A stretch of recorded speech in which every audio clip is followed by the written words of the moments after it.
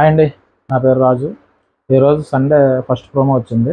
ఈ ప్రోమోలో ఏంటంటే మనకు రెగ్యులర్గా అయితే సాటర్డే వచ్చి కొంచెం ఆర్గ్యుమెంట్స్ అంటే ఆ వీక్ అంతా జరిగిన ఆర్గ్యుమెంట్స్ మీద నాగార్జున గారు క్లాస్ పీకుతారు. ఎందుకంటే జరిగిన ఎవరైతే ఏం మాట్లాడారో ఆ మాట్లాడిన దానికి సాటర్డే అయితే క్లాస్ పీకుతారు.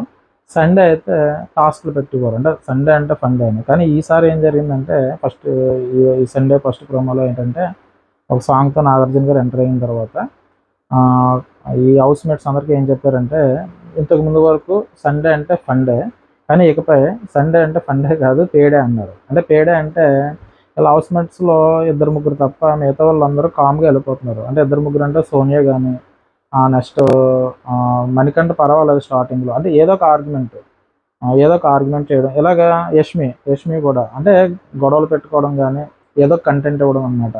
అయితే మిగతా వాళ్ళు ఎందుకులే మనకెందుకు వచ్చింది అన్నట్టు సైలెంట్గా ఉండిపోవడం. సైలెంట్గా అంటే ఇప్పుడు ఆదిత్య ఉన్నారు, ఆయన కూడా సైలెంట్గా అంటే ఏదైనా ప్రాబ్లం వచ్చినప్పుడు అక్కడ ఎందుకులే అన్నట్టుగా వెళ్ళిపోవడం.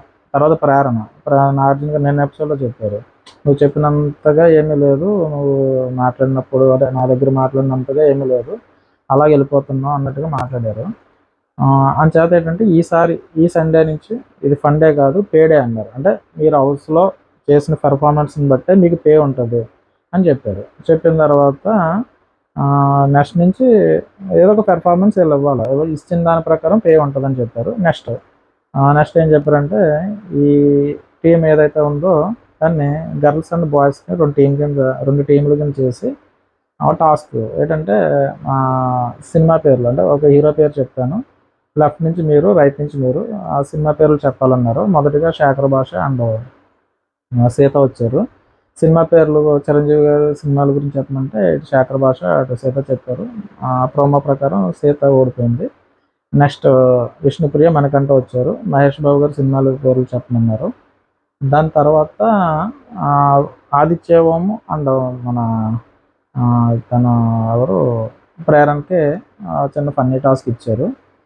అలా జరుగుతూ ఉంది. లాస్ట్లో ఇంకా 5 నామినేషన్లు ఉన్నారు కదా, ఈ నామినేషన్లోంచి ఈరోజు ఎవరు ఎలిమినేట్ అయిపోతున్నారు అని చెప్పేసి ప్రోమో అక్కడితో కట్ చేశారు.